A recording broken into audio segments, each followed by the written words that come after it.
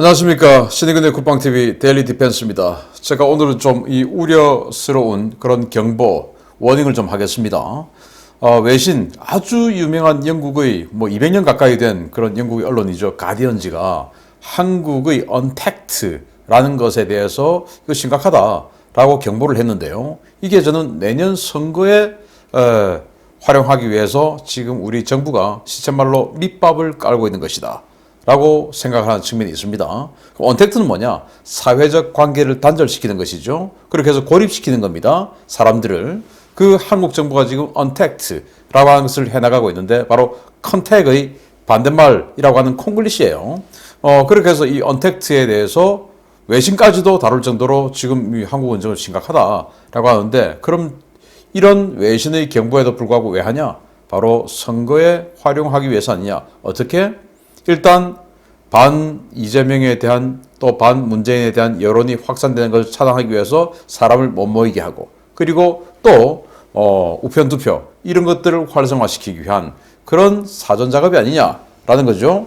자, 그래서 팬데믹이 이제 종식된다는데 오미크론으로 인해서 이거 팬데믹의 마지막 단계다라고 하는 전 세계 전문가들이 많은 주장들이 있는데, 그럼에도 정부는 방역 패스 없으면, 백신 패스 없으면 아무데도 못 가라는 걸 강제 시행했죠.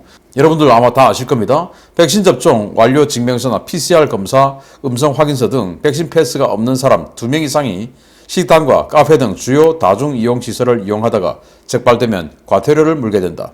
어길 시에 다중이용시설 이용자와 사업주 모두 과태료를 물리게 된다. 이용자는 과태료가 10만 원, 사업주는 1차 150만 원, 2차 위반 때 300만 원을 부과하게 된다. 사업주는 또한 방역 지침을 준수하지 않으면 1차 10일, 2차 20일, 3차 때는 3개월 운영 중단을 명령한다. 4차 위반은 시설 폐쇄 명령까지 받게 된다. 정부는 오는 2022년 2월부터는 12에서 18세에도 확대 적용할 계획이다. 라고 해서 이제 백신 없으면 아무데도 못 가는, 식당에 밥 먹으러도 못 가는 이런 나라를 만들고 있습니다. 여기에 대해서 이제 영국 언론까지도 우려를 하고 있는 것인데, 자, 이게 언제부터 시작됐냐? 11월 1일 헬스장에서부터 시작됐어요. 그래서 가수 싸이가 부른 노래는 아주 과격하니까 그거 하면 백신 감염될 수 있고, 그리고 같은 댄스곡이라도 조금 부드러운 댄스곡은 헬스장에서 틀어도 괜찮고 라는 말도 안 되는 소리를 해나가면서 이 백신 패스에 대해서 홍보를 하기 시작하더니 급기야는 이제 한번 딱 위드 코로나 하면서 한번 딱 풀어줬다가 다시 이제는 백신 패스 없으면 아무데도 못 가는 게 당연한 듯이 지금 싹 여론을 만들어가고 있죠. 그래서 세계적인 권위의 영국 가디언지가 한국 정부 언택트 강화를 우려하고 있습니다. 12월 9일 날 현지 시각으로 영국 가디언이 이렇게 보도를 했습니다. 한국 정부가 코로나 대응과 경제 성장 촉진을 목표로 사회에서 인간 상호작용을 제거하는 언택트 정책을 적극 추진하고 있으며, 이러한 정책은 의료, 사업, 엔터테인먼트 등 산업 전반에 걸쳐 빠르게 확장되고 있다. 이런 정책은 분명 이점도 있지만 정보 격차로 인한 사회적 균열, 사회적 연대 약화 등의 부작용을 가져올 수 있다. 라는 거예요. 당연히 이 사람들과의 관계를 가지지 못하면 정보가 차별이 될 수 있죠. 젊은 사람들은 휴대폰이다 정보를 접할 수 있는 소통의 도구가 꽤 많지만, 상대적으로 나이가 많다든지 또는 이런 첨단 기기에 익숙하지 않은 사람들은 정보의 이런 유통에 상당히 뒤처질 수가 있죠. 그래서 사회적인 균열, 넌 그것도 몰라? 라고 하는 어떤 갈등, 그리고 사회적 연대 약화, 그러니까 자꾸 만나야 되는데 여러분들도 그렇지 않습니까? 식구들끼리, 형제들끼리, 친척들끼리 식사 한번 해본 지가 언제입니까? 당연히 연대가 약화되게끔 돼 있죠. 얼굴을 자꾸 봐야 연대가 강화되는데 이렇게 약화될 부작용을 가져올 수 있다. 당연한 겁니다. 그러면서 가디언은 우리 한국의 계명대학교 교수님을 인터뷰를 했어요.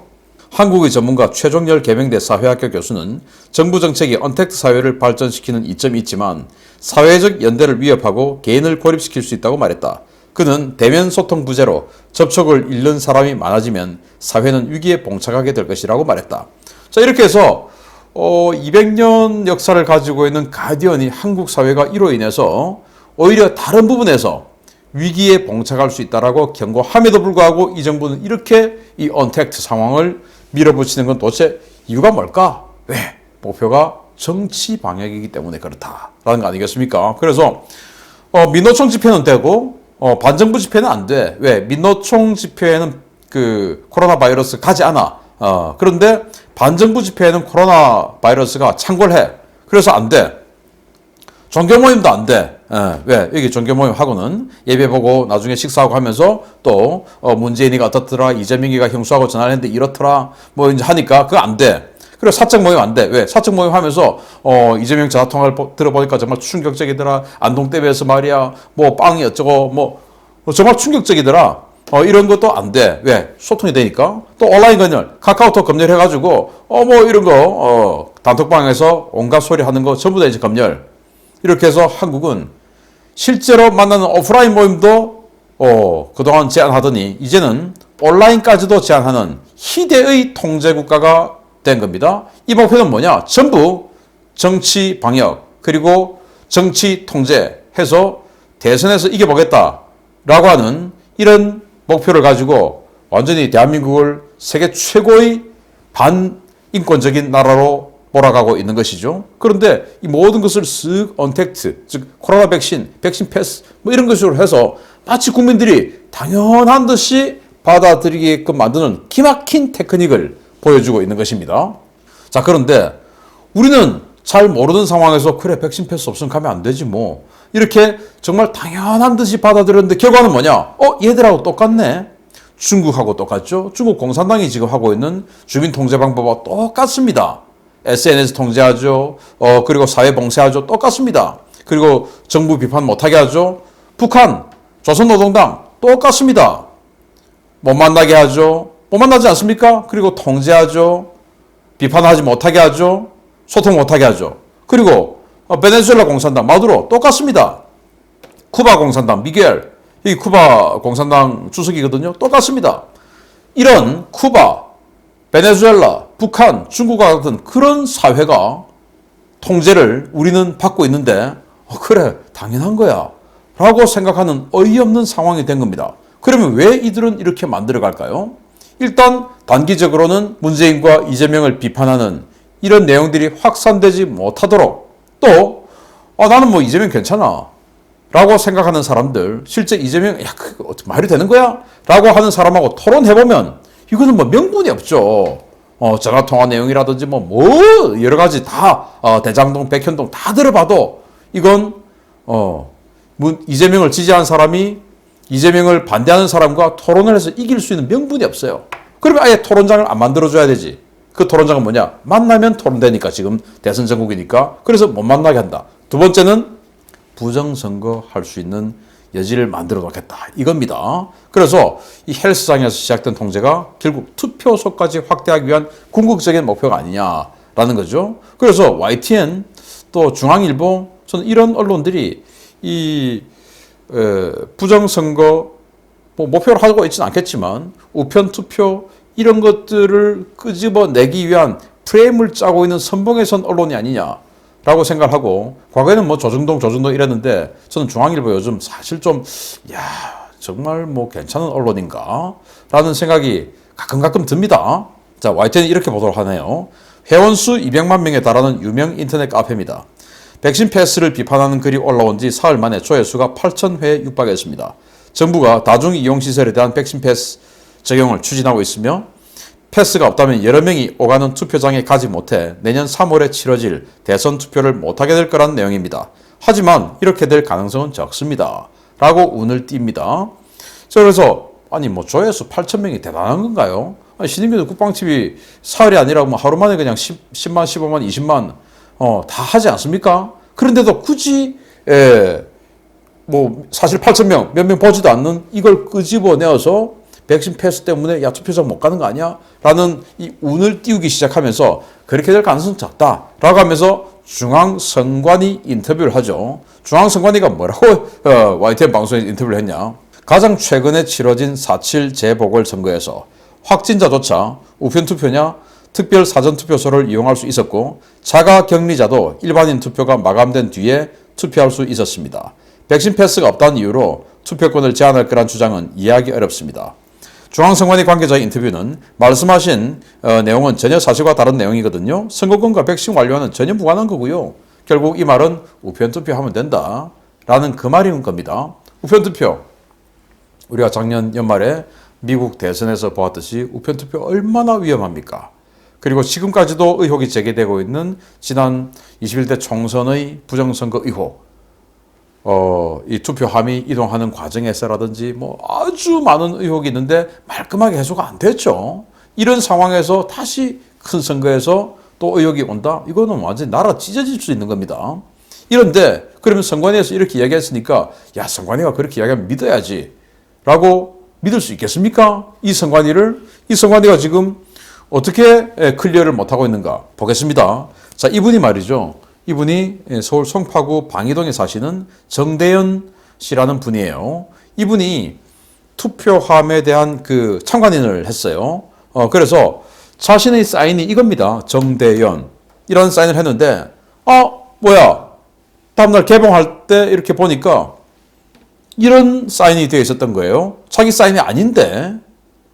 그래서 어필을 하니까 문제없다. 라고 했다라는 거예요. 아니, 자기가 아닌데. 문제없다.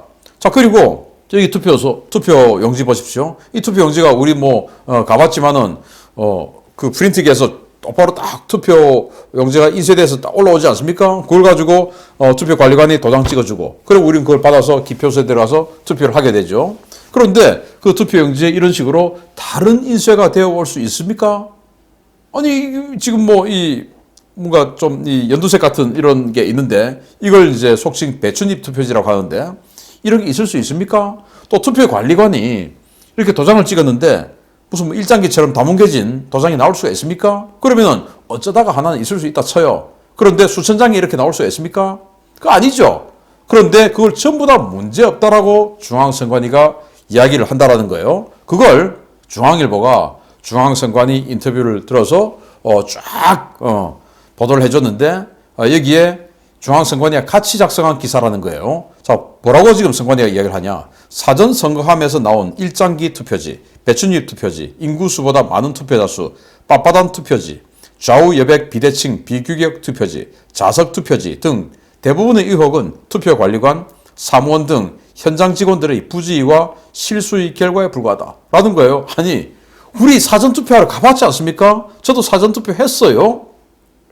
그러면은 주민센터, 동사무소 이런 데 가면 사전투표 하는데 그게 주민등록증 주면 거기에서 컴퓨터 입력을 하면 투표용지가 프린트기에서 올라서 나오는데 이렇게 인쇄가 돼서 나올 수 있습니까? 또 이게 이제 일장기 투표지는 이런 식으로 도장이 수천 장이 찍힐 수 있습니까? 안 되죠. 왜? 정확하게 딱딱 투표관리관의 중앙선관위원회 이렇게 해서 딱 지키게끔 되어 있지 않습니까? 그걸 일부러 뭉개도 이렇게 안 나오겠는데 이렇게 수천 장이 나올 수 있냐? 없지요. 그럼에도 문제가 없다. 배춧잎 투표지 이런 식으로 인쇄가 그 한 프린트기에서 계속 이런 식으로 인쇄가 되어 나올 수 있습니까? 없죠. 그리고 아니 인구수보다 어떻게 투표지가 더 많습니까? 그게 문제가 없다. 이게 말이 되는 겁니까? 인구 전체가 투표를 하러 와도 투표율 100%인데 어떻게 100%가 넘는 투표율이 있을 수가 있습니까? 안 맞죠? 그런데 그렇게 나왔어요. 빳빳한 투표지. 분명히 투표용지 투표 다 하면 접어서 넣을 텐데 완전히 그냥 다 펴진 투표지 있을 수 있는 겁니까? 그리고 좌우 여백이 비대칭이다. 그래서 이 프린트기에서 쫙 나오면 프린트기가 정확하게 그 넓이가 똑같지 않습니까? 이렇게 해서 정확하게 나오는데 좌우 여백이 달라. 이런 프린트기가 있을 수 있습니까? 아니죠. 그리고 자석 투표지. 아니 프린트에서 나오는데 어떻게 위에 두 장, 석 장이 붙어서 나올 수가 있습니까? 안 맞죠? 그건 어딘가에서 인쇄를 한 그런 내용이다. 프린트해서 나온 게 아니고 한 장씩 한 장씩 나온 게 아니고 어딘가에서 인쇄해가지고 그냥 완전히 철돼 있는 그런 거 아니냐라는 의혹에 대해서 아무 문제 없다. 그냥 현장에 있는 투표관리관과 사무원 등 사소한 부주의 또는 실수였다라고 선관위가 이야기를 합니다. 그러면서 투표관리관의 도장 문제는 잉크 충전식 만년인으로 제작해서 잉크 충전해서 찍다 보니까 불량으로 잉크가 과다하게 쫙 나와가지고 이렇게 됐다. 근데 그게 수천 장이 이렇게 나올 수가 있습니까? 그런데 이런 모든 것들을 아무 문제 없다라고 이야기하는 이 선거관리위원회를 어떻게 믿냐 이거예요. 그래서 지금 선관위원, 이제 앞으로 우리 대한민국 대선을 책임지게 될 선관위원장 누구냐? 봤더니 이런 사람입니다. 전임 선관위원도 문제가 많았는데 노정이라는 사람인데 대법관이에요. 중앙선관위원장, 전남 광주생, 사법연수원 19기, 민주사회를 위한 변호사 모임 회원. 줄임말로 민변이죠. 민변. 여러분 민변 많이 들어보셨죠? 여러분들이 지금 딱 생각하고 있는 그 빨간 민변 바로 그겁니다. 그리고 우리법연구회. 이것도 다 아시죠? 빨간 거 그거. 그리고 통진당, 천안함 음모론자, 국보법 폐지, 변호인들과 절친이다 라고 이 사람 인사청문회 때 국민의힘 의원들이 주장을 했죠. 그리고 주요 판결을 보니까 변희재 씨가 이정희는 종북이다 라는 비판에 대해서 유죄다라고 소수 의견을 냈던 사람이에요. 이정희가 종북 아닙니까? 그걸 유죄라고 판결을 한 사람이고, 이승만 대통령, 박정희 대통령에 대해서 7.18로 묘사한 다큐 이거 왜곡이다 라고 제재를 한 방통위에 대해서 그 방통위를 위법이다 라고 판결을 내리고, 또 이재명 선거법 위반 재판에서 이재명에 대해서 무죄를 판결했고요. 그리고 전교조, 법외 노조 이거 처분 이거 위헌이다 라고 해서 전교조를 합법화 시켜주는, 아니 이런 자를 어떻게 믿습니까? 완전히 고양이에게 생선을 던져주는 격 아니라고 생각하십니까? 저는 그냥 그런 느낌이 확 옵니다. 야, 이거 과연 정말 공정할 수 있을까라는 그런 위기감이 확 옵니다. 그렇기 때문에 우편투표 이런 것에 대해서 우리는 가능성을 줄여야 되는데, 지금 가디언지에서 이야기한 대로 언택트라는 이 백신 패스 계속 이 부분에 대해서 홍보를 강화하고, 그래 백신 안 맞으면 그냥 사회 악이야. 남들 다 맞는데 왜 안 맞아? 추가 접종도 이제 또 해야지. 자, 자꾸 이런 식으로 해서 백신 맞지 않은 사람은 우편투표를 해. 근데 우편투표 무슨 일이 벌어질지 어떻게 합니까? 아니 하필 투표용지를 보관하고 있던 창고에서 생전에 없던 불이 나고 희한하지 않습니까? 그래서 대선을 앞둔 이 국민 통제 강화, 정말 국민 건강이 목적일까? 여기 보시면 제인산성이죠. 제인산성. 뭐 이렇게 완전히 그냥 광화문 광장을 에워싸고 있는데, 아니 이분이 대통령이 되면 어떻게 한다고 했습니까? 광화문 광장에서 저녁마다 시민들하고 소주 마시고, 그리고 여기 정부청사 이쪽에다가 집무실 만들어서 광화문 광장에 시민들하고 쳐다보면서 대화 나누고 목소리 바로 듣고 이렇게 하겠다라고 해놓고, 여기 지금 집무실 만들었습니까? 입만 열면 거짓말이죠. 소통했습니까? 박근혜 대통령에게 소통 안 한다고 해요. 자신 이 정부 초기에 전부 소통, 모든 것이 소통이었어요. 이 국가에서 나오는 서류에 전부 다 그냥 소통이었어요. 그런데 국민과의 대화 몇 번 했습니까? 2번 했습니다. 그것도 전부 자기네들 지지자들 사전에 딱 세팅해놓고 2번 했습니다. 박근혜 대통령 때 그런 아줌마 나왔다고 그렇게 욕하고 비난하고 비아냥거리더니 여기 더 했죠. 그래서 입만 열면 거짓말. 그래서 이들이 하는 모든 것은 거짓이다. 왜? 블라디미르 레닌이 거짓말을 자꾸 해라라고 교육을 자꾸 시켰지 않습니까? 거짓말 100번 하면 진실이 된다. 혁명을 위해서는 거짓말을 잘해야 된다. 민주주의가 무너질 때까지 민주주의를 부르짖어라. 그게 레닌이 했던 말 아니겠습니까? 그걸 어릴 때 고3까지 공부만 하다가 대학 들어가가지고 자취방에서 라면 끓여 먹으면서 그 교육 들으니까 완전히 그게 세뇌가 돼서 지금까지 해오고 있는 것이죠. 그러면서 거짓말, 그거는 뭐 혁명을 위해서 하는 거야 라고 도덕적으로 전혀 꺼릴 게 없는 자들이 바로 이들 아니겠습니까? 그래서 지금 이들이 하는 모든 건 하나도 믿으면 안 된다. 그리고 이 백신 패스, 여기에 대해서 뒷 얼굴은 바로 우편투표를 양성화시켜서 혹시나 우리가 정말 긴장하고 그래서는 안 된다라고 생각하는 민주주의 꽂힌 이 선거를 좀 훼손하는 일이 있지는 않을까라는 우리 의심을 반드시 끝까지 가지고 지켜봐야 된다라는 말씀을 드리고 싶어서 동영상 제작했습니다. 마치겠습니다. 감사합니다.